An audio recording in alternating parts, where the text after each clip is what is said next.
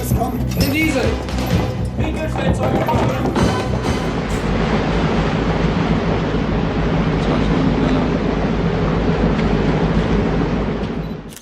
I remember vividly how it felt the first time I watched Das Boot. My throat went dry, my chest felt unbearably heavy, as if I myself were trapped in the depths of the sea. The metal corridors were so narrow that shoulders brushed against shoulders. Bunks hung directly above the machinery. Jürgen Prochnow stood in the control room, drenched, his eyes exhausted yet forbidden to collapse.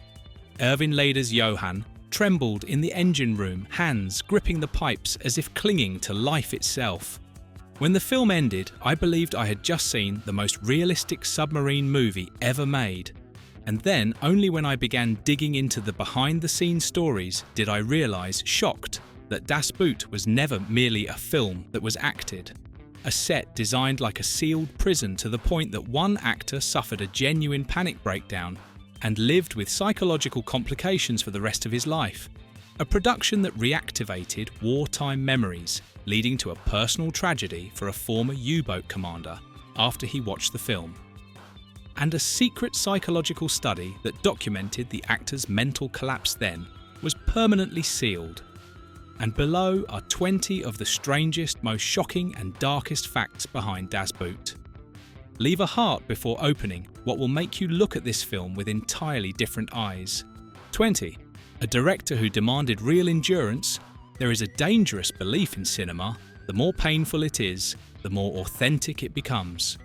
For Wolfgang Petersen, this wasn't a slogan, it was a working method. From the outset, he imposed what he called the real submarine rule. If sailors in 1941 had to endure it, then the actors had to endure exactly the same. Peterson banned deodorant to preserve historically accurate body odour. He restricted bathing. Each person was allowed to shower only once every 4 days, mirroring wartime submarine hygiene. Diet was tightly controlled as well. No special meals, no nutritional supplements, only canned meat, stale bread and grain coffee, the exact rations of real sailors. After 3 months, many actors lost over 20 pounds. Jürgen Prochnow, who played the captain, dropped from 185 to 158 pounds. His face hollowed out, his eyes sank deep, his skin turned pale and ashen. No makeup, no tricks. That was real exhaustion.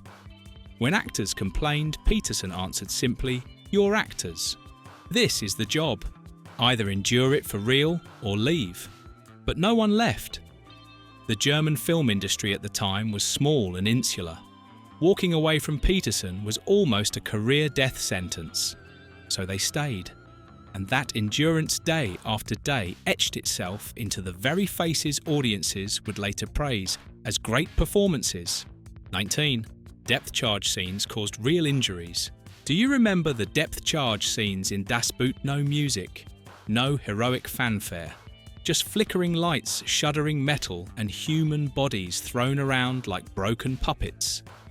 The first time I watched them, I thought it was flawless staging, but much of what you see was real accident.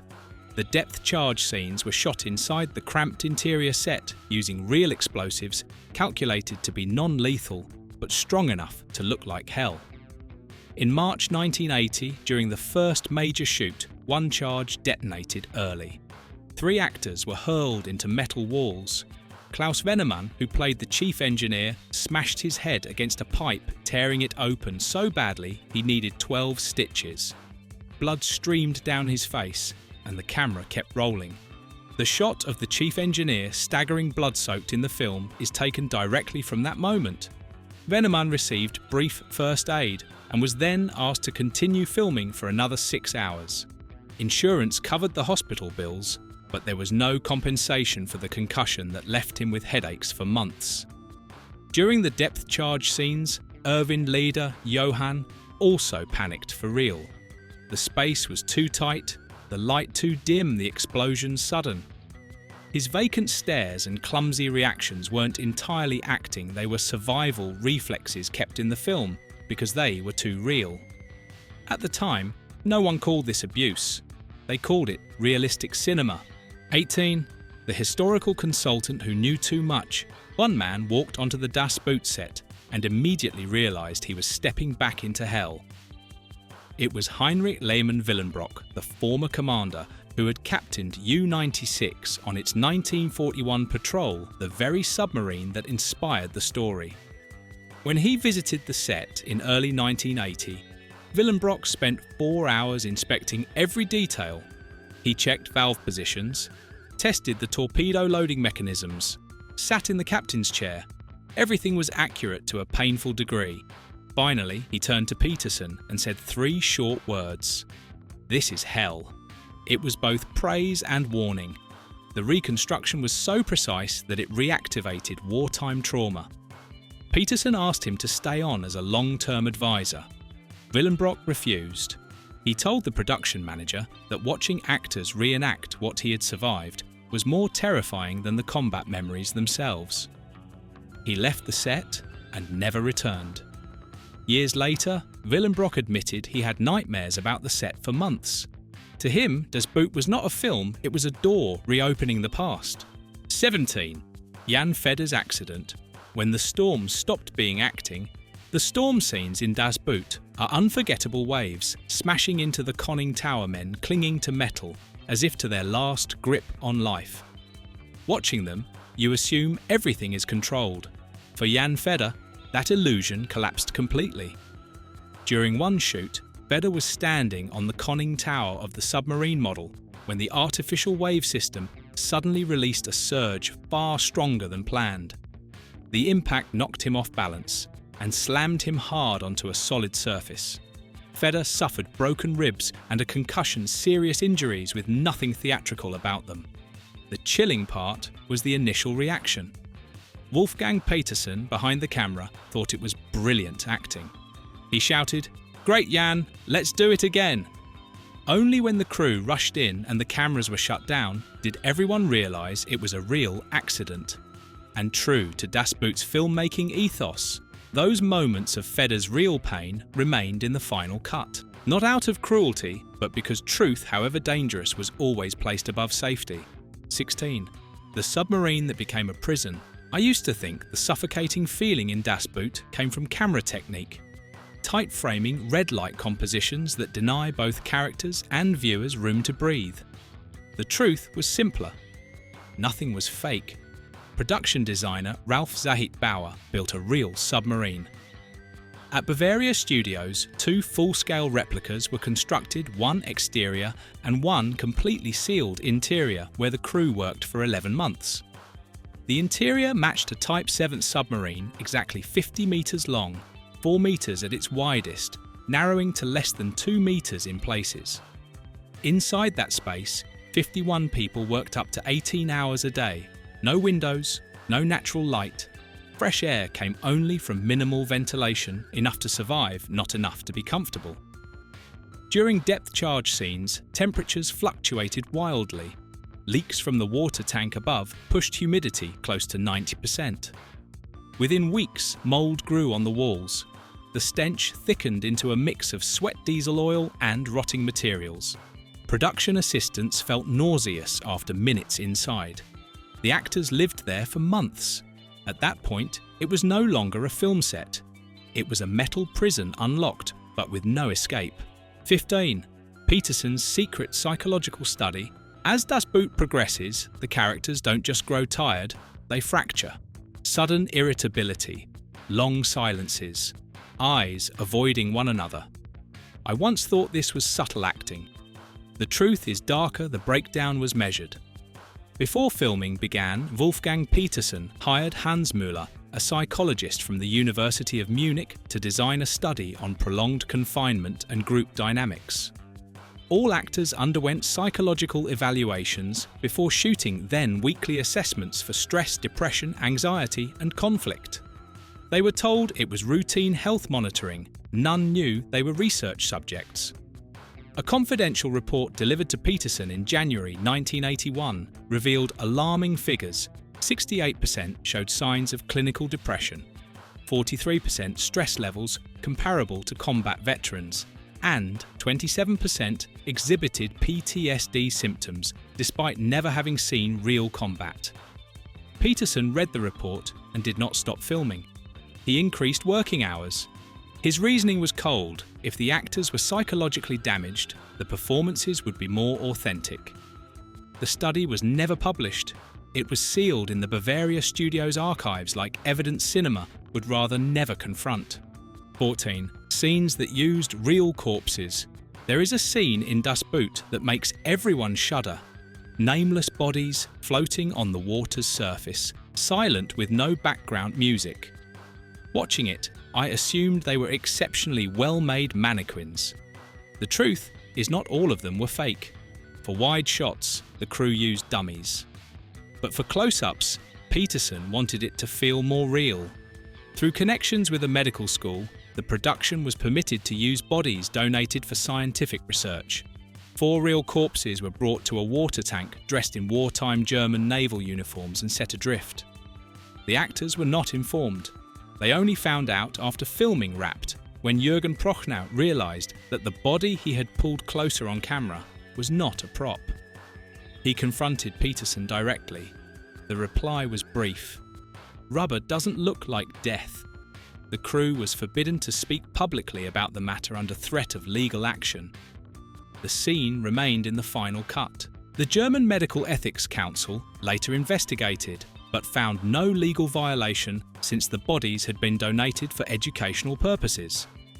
The only unanswered question was whether cinema can be considered education or merely a way to legitimise crossing a line.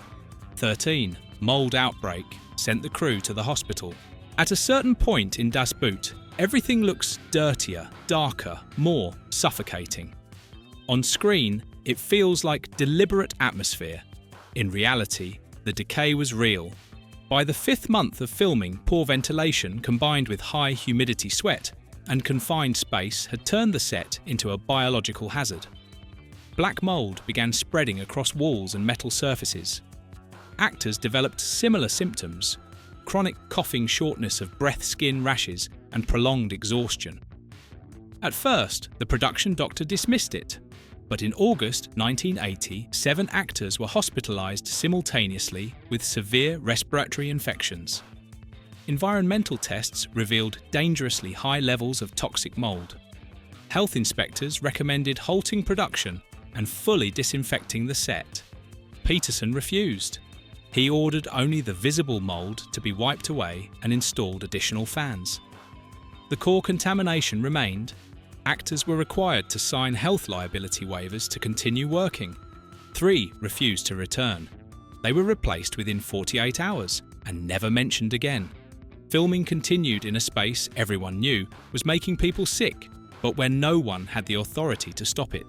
The 12. The Peterson suicide no one ever talks about. Some behind-the-scenes stories never make it into books or interviews, and surface only after silence has lasted too long.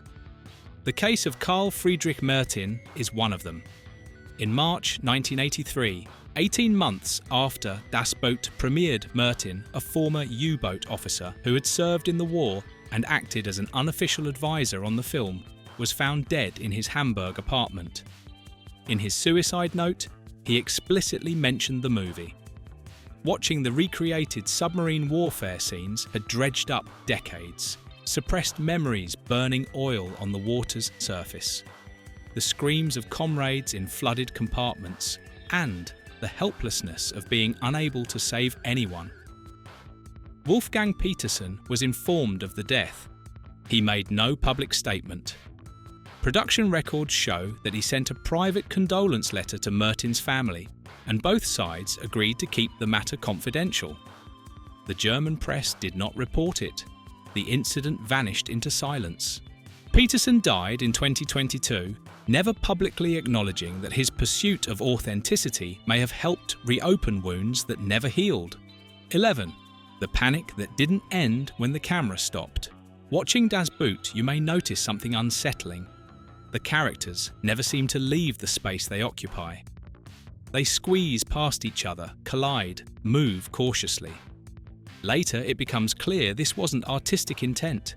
It was the reality of the set. The submarine interior design completely isolated the rear compartment. The only exit was a nearly 50-metre-long, extremely narrow metal corridor, often blocked by cameras, lights and crew. For actors in the stern, getting out depended entirely on whether the crew could clear a path in time. In December 1980, while filming in the rear engine room, Jan Fedder suffered a severe claustrophobic panic attack. Realising he was trapped deep inside the hull with no quick exit, he lost control and screamed to be let out. But the passage ahead was fully blocked. It took 17 minutes to clear the equipment and open a path for Fedder to crawl out. Wolfgang Petersen did not stop the cameras. The real panic attack remained in the film. After the incident, Fedder developed severe claustrophobia, requiring years of treatment and leaving him unable to use elevators. For him, Das Boot was not just a role, it was a memory he could never escape. 10. The water tank disaster. No one talks about. Among the accidents on Das Boot, one incident is rarely mentioned, despite nearly costing lives: the water tank disaster. To film diving and surfacing sequences, the crew built a 30-metre-long tank holding up to 500,000 litres of water, enough to submerge the exterior submarine model. In July 1980, during an urgent shoot, the pump system malfunctioned. Instead of flooding over the planned 45 seconds, the entire volume of water crashed in within less than 20. 4 actors were standing on the conning tower. The force of the water knocked 2 of them off the vessel. One surfaced immediately. The other, supporting actor Ralph Richter, remained submerged for nearly 30 seconds. When divers pulled him out, he was unconscious and had to be resuscitated on the spot. Footage from the real accident appears in the film. Richter survived, but later suffered recurring nightmares of drowning. Once again, Das Boot kept the real moment too authentic to discard. 9. The ending that split a nation. Very few films dare to end the way Das Boot does. After 3 hours of endurance, the submarine finally reaches La Rochelle. The characters survive. The audience barely has time to exhale. Then an air raid hits. Everyone dies on the dock instantly and meaninglessly. When the film premiered in West Germany in September 1981, the ending tore public opinion in two. One side saw it as a merciless anti-war statement where survival itself holds no meaning. The other argued it insulted German soldiers who had truly suffered. The divide quickly turned political. The left praised the film for humanizing German soldiers. The right condemned it for the same reason.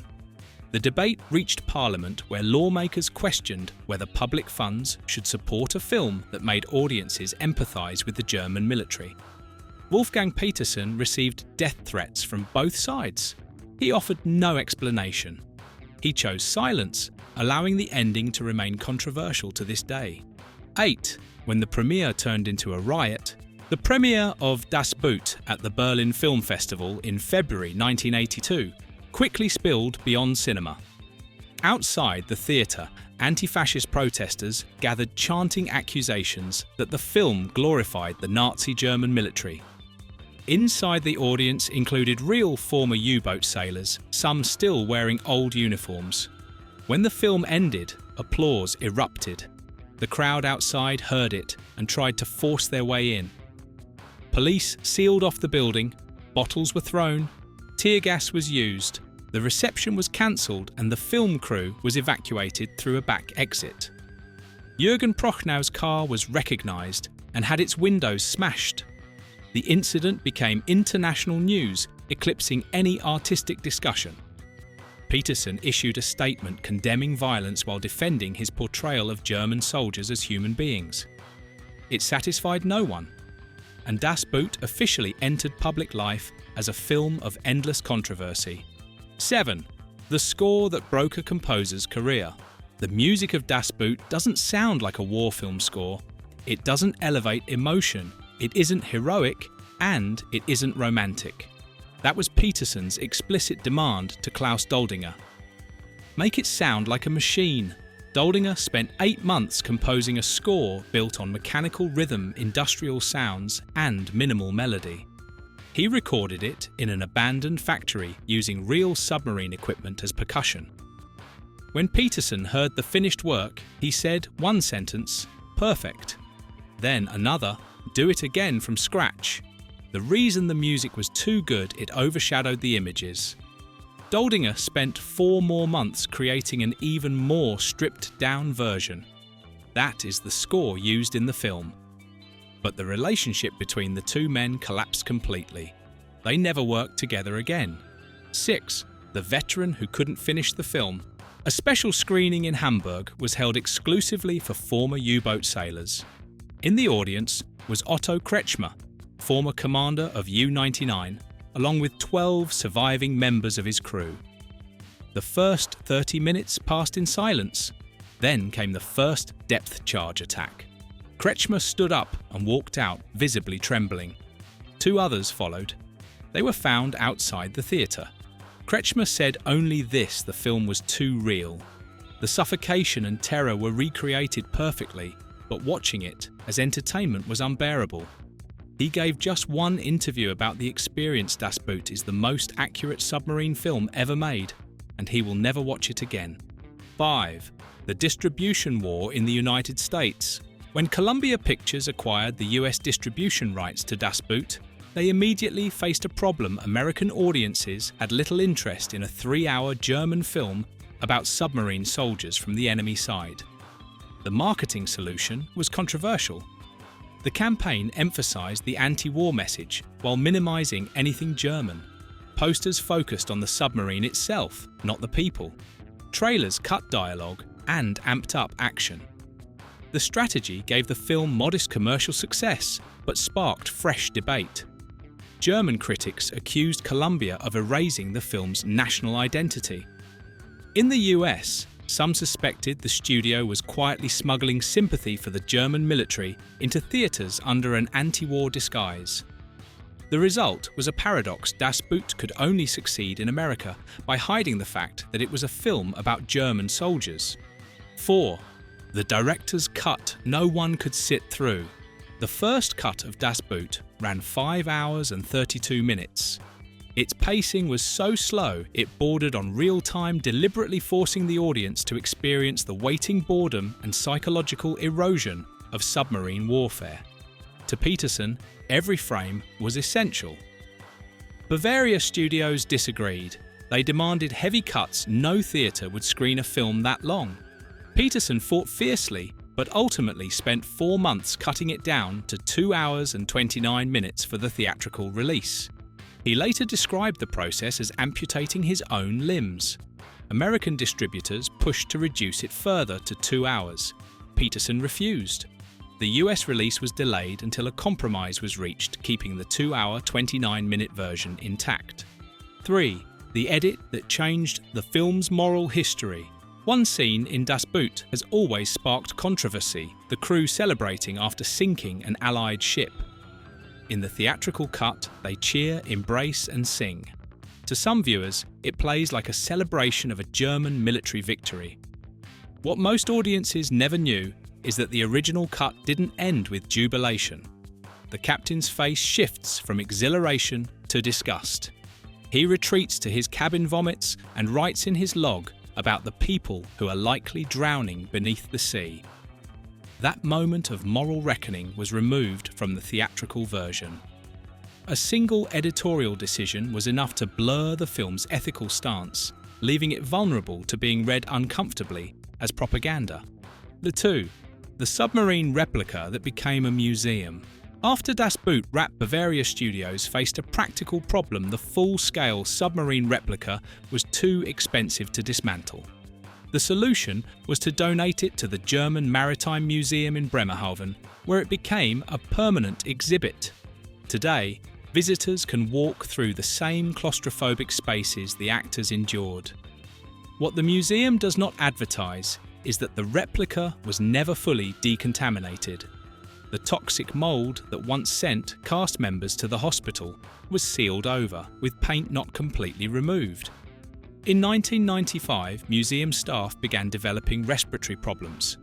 Environmental tests identified the submarine replica as the primary source of contamination. The exhibit was closed for 6 months, with cleanup costs exceeding $200,000. When it reopened, visitors were advised to move through quickly due to poor ventilation. 1. The truth. Peterson never fully admitted. Throughout his life, Wolfgang Petersen maintained that Das Boot was an anti-war film that merely happened to tell the story of German sailors. This interpretation was accepted by critics and audiences for decades. After Peterson's death in 2022, newly released personal documents revealed a letter he wrote to Lothar Günther Buchheim in August 1979. In it, Peterson stated that he wanted Germans to look back at history without shame and without pride, only truth. He did not deny Nazi crimes, but sought to separate ordinary soldiers from the ideology that used them. This suggests that Das Boot is not only an anti-war film, but also an attempt to restore dignity to ordinary military service. That ambiguity is precisely what keeps the film alive, as an unresolved argument does. Empathy weakened the concept of collective guilt. After everything that is now known, Das Boot is no longer just a submarine film. It is a reconstructed collective memory built from real suffering and real people who paid a price beyond the frame. The most unsettling thing about Das Boot is not the depth charges, or the darkness. It lies in the question the film leaves behind one with no clear answer. Is empathizing with people in the enemy's uniform the first step toward forgetting history? Or is it the only way to understand how war destroys human beings regardless of which side they are on? What do you think? Share your view in the comments below. And don't forget to like, share and subscribe so you don't miss future videos.